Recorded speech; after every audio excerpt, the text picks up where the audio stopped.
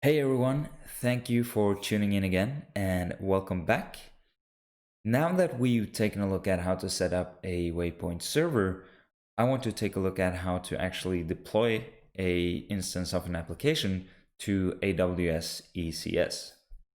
Now, Waypoint has a tutorial on their website already, and that's the one we're going to follow along with. So there is a few things that you need to do if you want to do this yourself. First of all, clone the examples repository. We're going to take a look at that a little bit later. But you also need to create an Elastic Container Registry. So that's where we are going to push the Docker image to in the Amazon cloud. So if you're doing this in production, you might want to use Terraform or something to create the repository. But if you're just doing it to follow along, you can create the Waypoint example repository directly in your console. So once you've done that, you should be able to see it in the ECR section of AWS, and it should have the repository name Waypoint example. Now in the tutorial, the next thing we have to do, it says we have to install the Waypoint server. We already looked at how to do that, so we don't need to worry about that in this example. And the next is to look at the actual configuration file, and we'll do that in the code. So let's go ahead and jump over to our example project. Now, this is the Waypoint configuration. And as you can see, it's pretty minimal. We have the project name, and then we have an app declaration. And inside of the app declaration, we have a build and deploy section. And in the build section, we're using a build pack from HashiCorp, which basically takes your application code and uses a build pack to build a Docker image.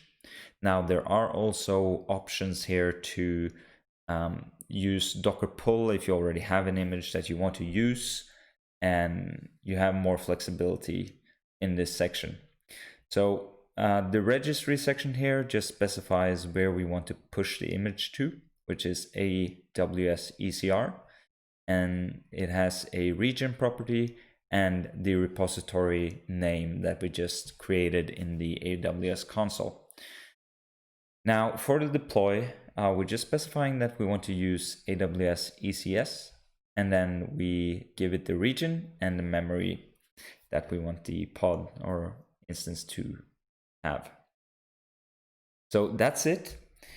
Now let's open up the console, and what we need to do first is we need to check our context, and we can see that we connect successfully to the server that we set up.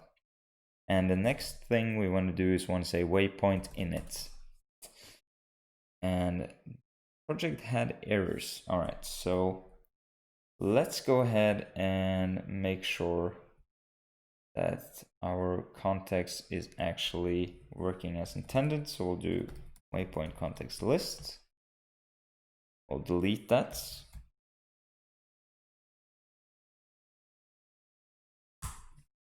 And we'll head over to our browser, and we'll get another invite token, put that in, we'll redeem the invite, and we'll skip this. I'll grab this context here, paste that in, and then we need to add server ls skip verify, and we'll do another waypoint context verify, and let's try another waypoint init. All right, so I did some work on the server in between here, so it looks like I had a bad configuration, but now we're all up to speed again. And we did waypoint init, and it just validates the config file, it connects to the server, and it creates an example app. So the next thing we can do now is we can do waypoint up, which will start building the image with our application code, and it'll start to push that up to the ECR repository, and then finally it will deploy our application.